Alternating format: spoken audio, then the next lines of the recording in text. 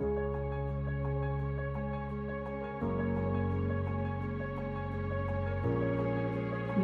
to oneness.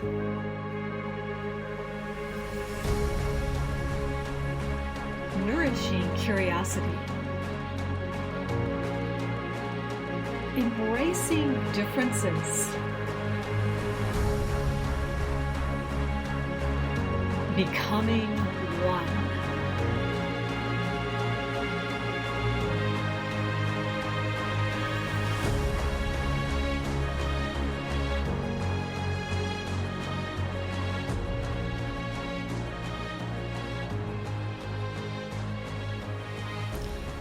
Beautiful fall day outside here in Germany.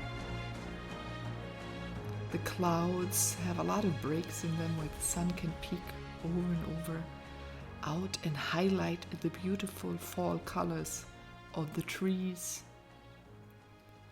the shrubs, the grasses, and the flowers.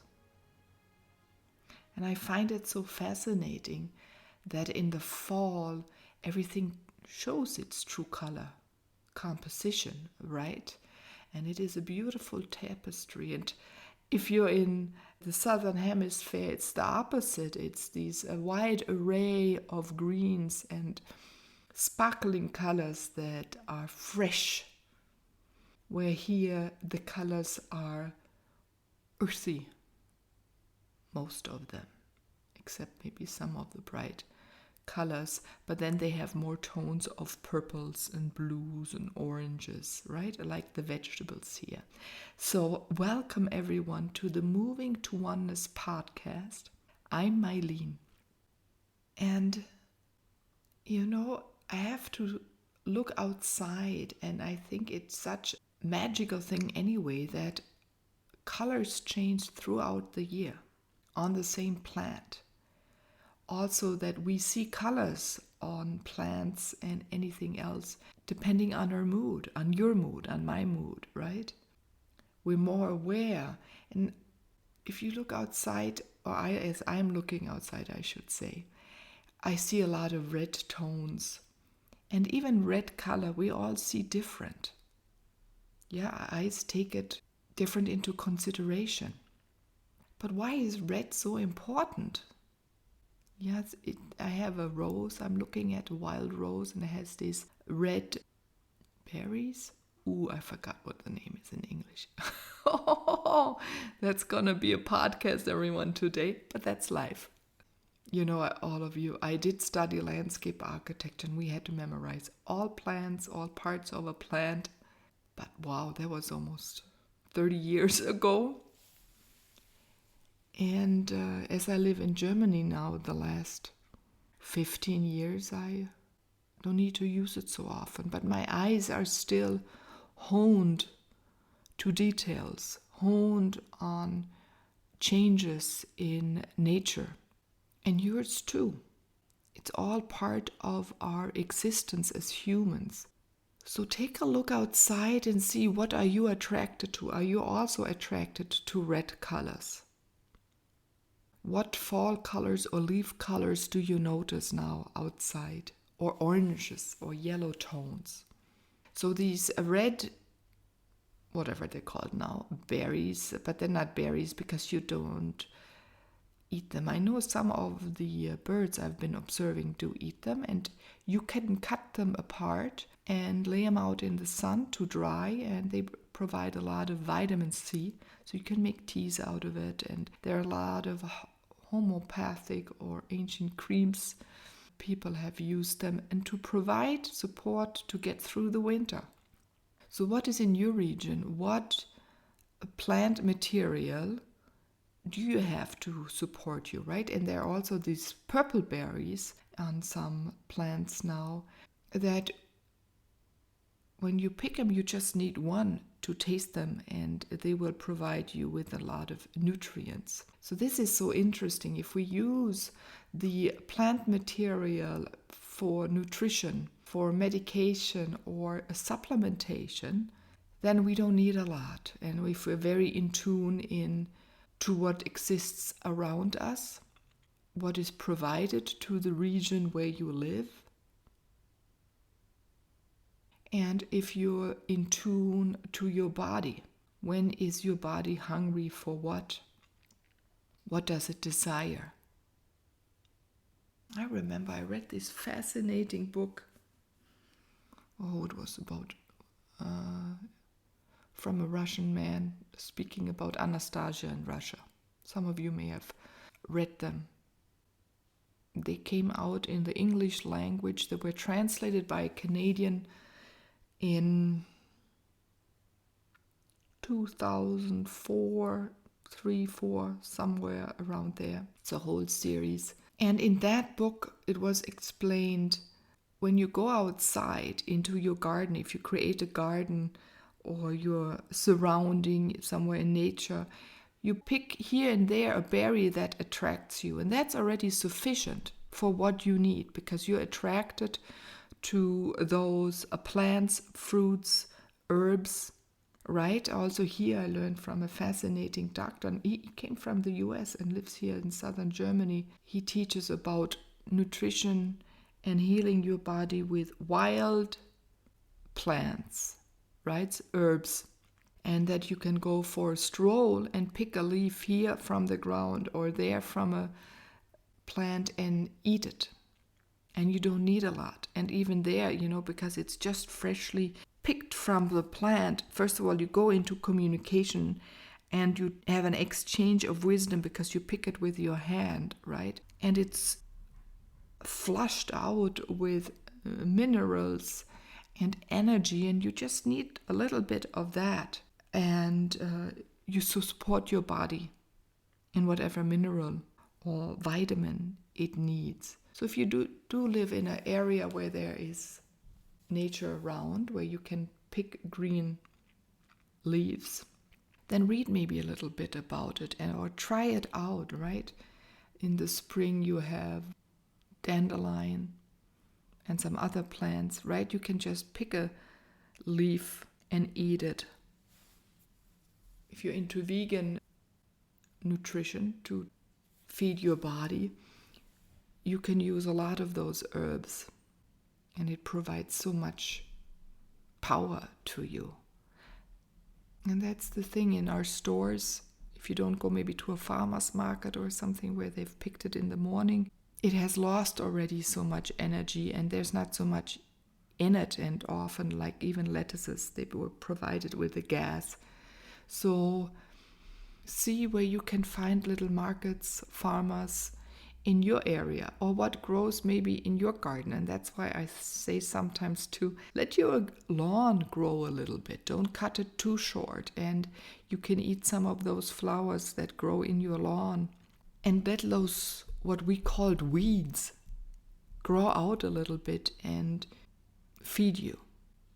Yeah, really, I invite you to go and study some books or some old materials that people in your area maybe have written 100 years ago, because there's so much wisdom in it, and find it out. Luckily, the people now trying to save the wisdom of our nutrition, even though it may be practical to just take a pill once in a while so we don't have to cook. But if we can roam the world as we did once, right, as a human species, you wouldn't have to prepare a whole meal, because you would be walking and you find a berry here, 2 or 3, you find a leaf there and you put it in your mouth, and that's enough energy to move on. Yeah, so this is a little inspiration, maybe a little prep talk to see what can you eat that you have not known before, and see the truth in it and how it reacts to you and your body. So you become more keen now to what is being shown to you when you go for walks or you go on a run.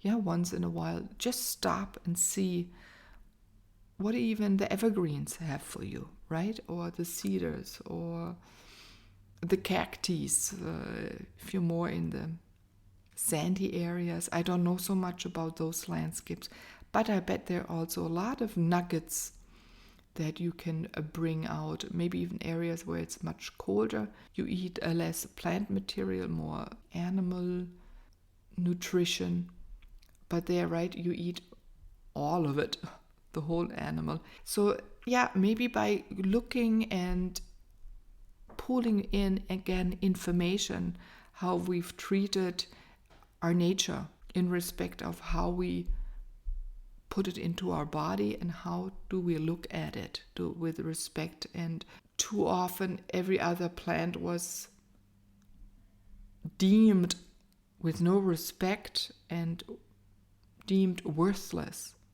And this is luckily disappearing, but also what is disappearing, that we have been deemed animals worthless, we've deemed people worthless, and I believe that is changing, and it's getting better and better as we learn more about ourselves. We become more interested about anything else, and how vast the knowledge of animals are, right? And expand out and see what you can do. I had just a beautiful conversation with a friend about dogs can track a person, how they can find them, right, in the woods, or if they're under avalanche or whatever, and or in a city, if someone got lost. For days they can feel that scent, or even it has been burned. So they go with those particles that are flying around in this air or come out. And I believe, maybe not in that extreme sense, but we also can hone again our smell, our scent, our nose. So maybe now when you're outside, take a whiff of the sense of an evergreen that maybe you have broken a leaf off, or a needle. Before you put a berry into your mouth or any foods, take him in your hand. Maybe eat less for a while with fork and knife, and use your hands more to lead a fruit. Even what you've cooked, maybe that's an invitation to taste different. How it touches your lips, how it touches your tongue, how it smells before, right? Sometimes I have to observe some great cooks, chefs. They almost lean into the plate as they cook, and everything they use to cook, they smell first. They want all of those dimensions. So do that maybe a little bit more at home. That will hone how aware you are of a sense of food. There's this a multi-level interaction of taste, of smell, of touch, of the visual, right? So I invite you to emerge a little bit more into that. Also, we say fall color, the leaves are going to fall off the trees, right? But even take those in a hand that you maybe pick up and feel what kind of texture do they really have when it's with less water, and maybe it's the same leaf a few days later, and see what happens. So it's this interaction, then you also understand what's happening within you with the water, or what kind of new structures arrive when water disappears, evaporates, or sinks into the ground. Yeah, play with nature. It's so fascinating, it's so vast, it has these beautiful forms, it has these beautiful textures.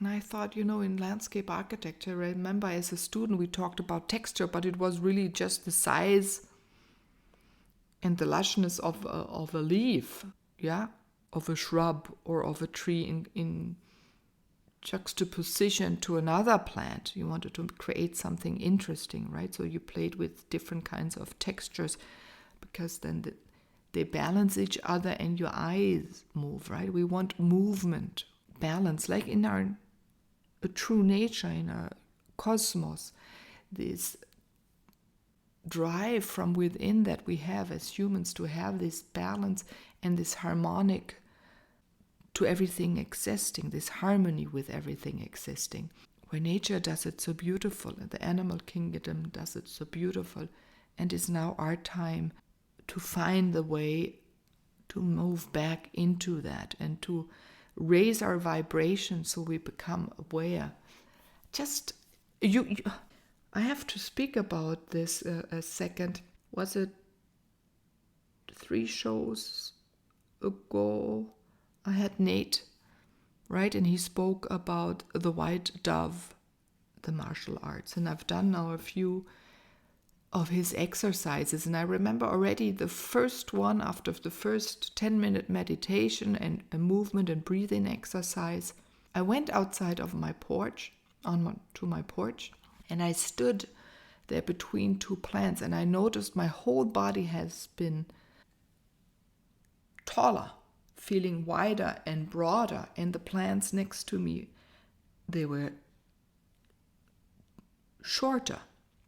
Now physically they weren't shorter, but I had expanded into this extreme state. And then I looked around, and I have a hedge, and I was able to look on top of that hedge. But the hedge is about 1.5 feet, 40 centimeters taller than me. Normally I have to step on a bench where I sit on my porch to look on top of that.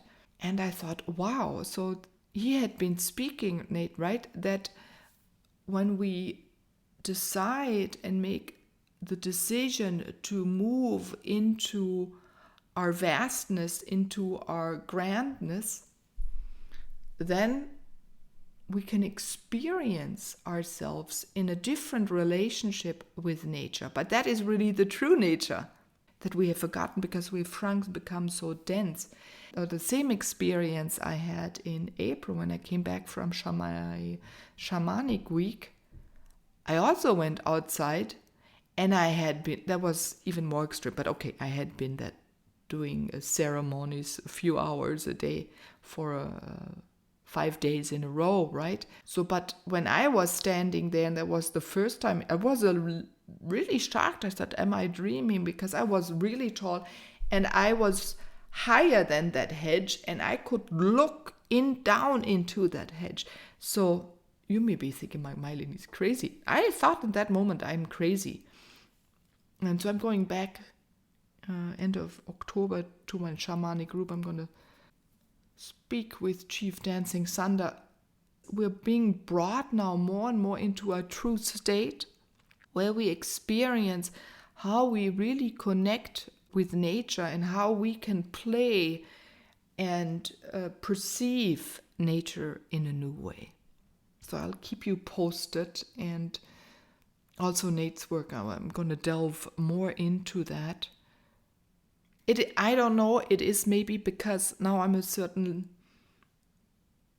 a level sounds awkward. I had certain experiences, or enough certain experiences, and the desire to be really in tune with the surrounding with me.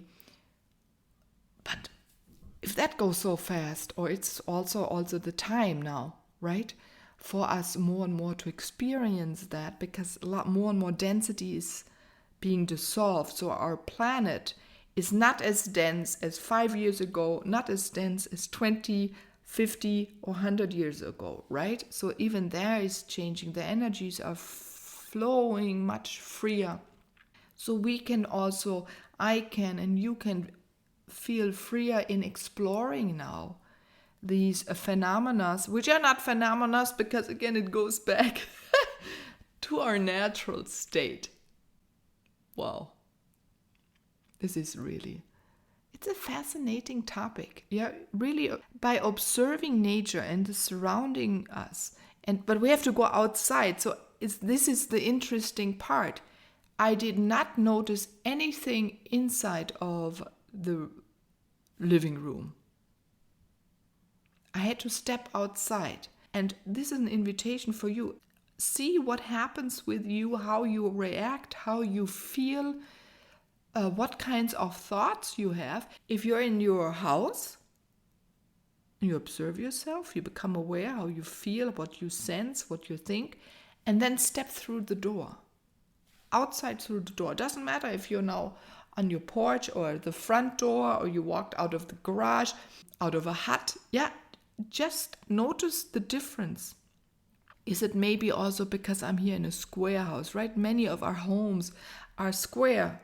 They shouldn't even have square corners. It could be more like built like a huge star, more in a circle, right? This comes too. There's this cut off and we're sealed off. And yeah, there are many things. I'm going to explore those things. That's the architect within me, right? This finding new solutions and where does it come from? But that's Meilin. I always wanted to know, since I'm a little girl, not that just that energy flows and that it can do healing. How can I make it flow? How can I direct it? Right? This is important. This is then an understanding of how to move with it. That brings also a different understanding to myself. This is really it. And that's what my desire is to bring out into the world. The invitation for you to open up to what is true around you, what is true for yourself. So ask your questions and ask them over and over. And even if you got an answer, do you say, is the whole sentence true? Is this all of the truth? Is there more? And you get closer to your core of what you're interested in.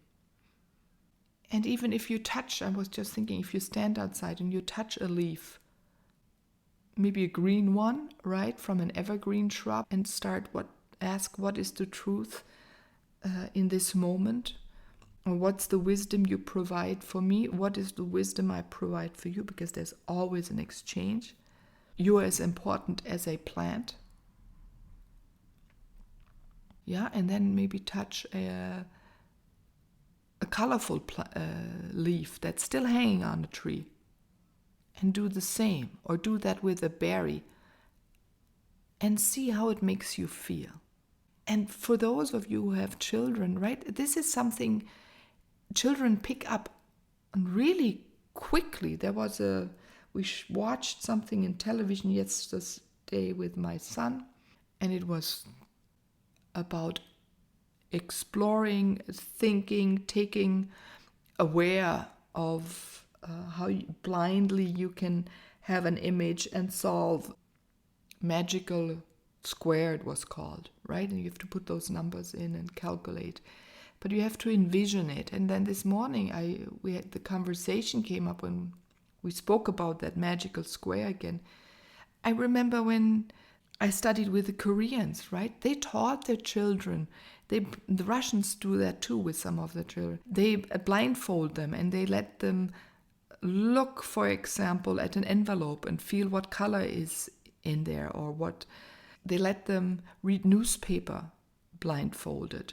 They let children take a look at something and then a little later ask the children to recount what they've seen.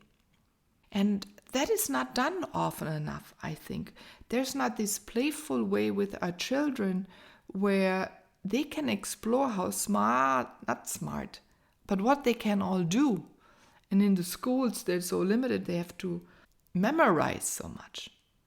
But we can take in so much visually, that the visual, and even that we can just take things aware that are surrounding us when we have our eyes closed. So even there with your children, let them feel what is around them, or let them memorize what's around them.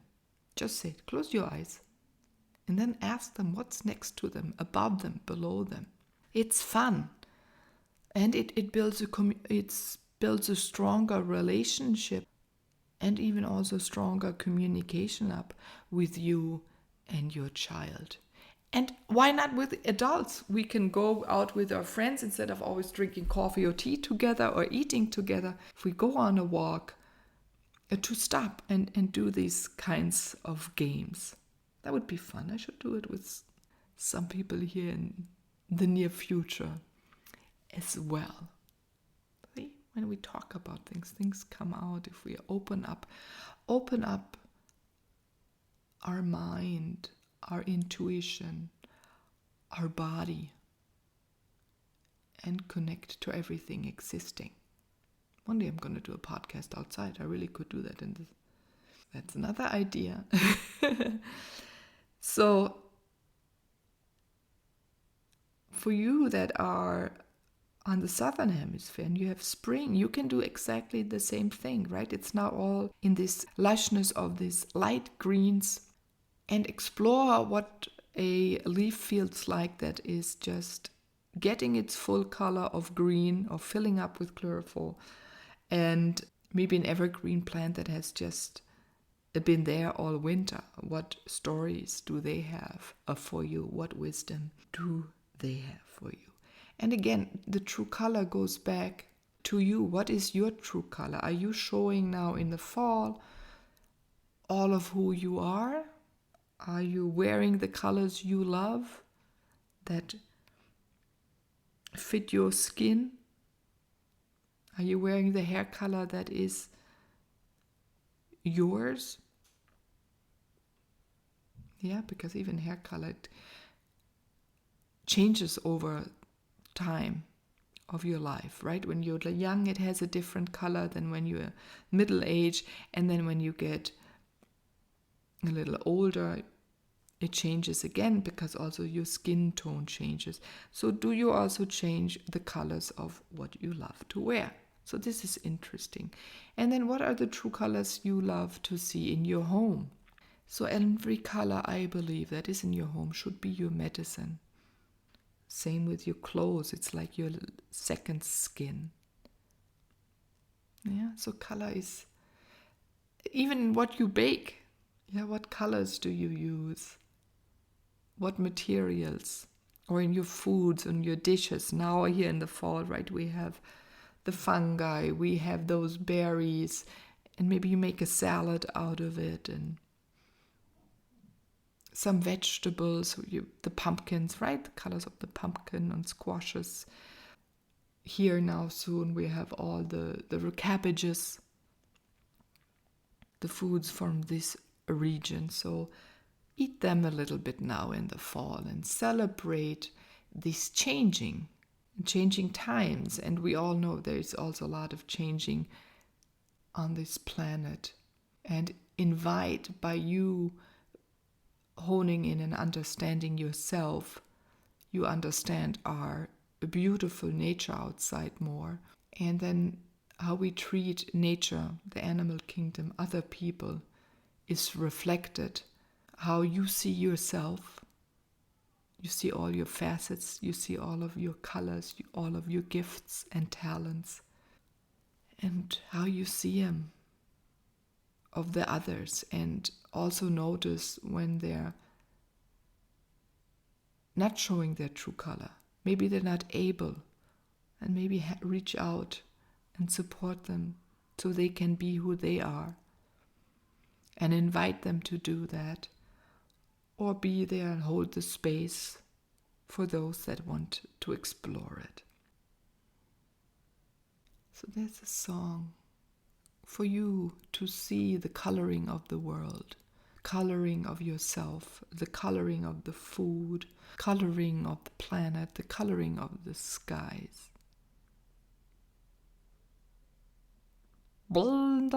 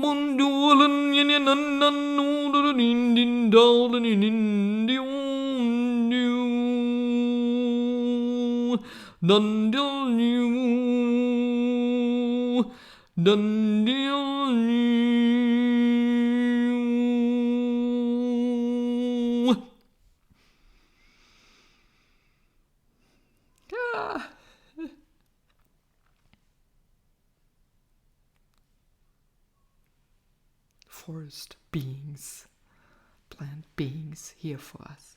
So thank you for listening, tuning in, listening to my thoughts. I hope it was a little inspirational for you. And I will speak to you soon again. Be yourself. See the colors of others. See colors of the world. And let's see what the next episode brings. Best to you. I'm Meilin Ehlke, your host of the Moving to Oneness podcast. Bye-bye.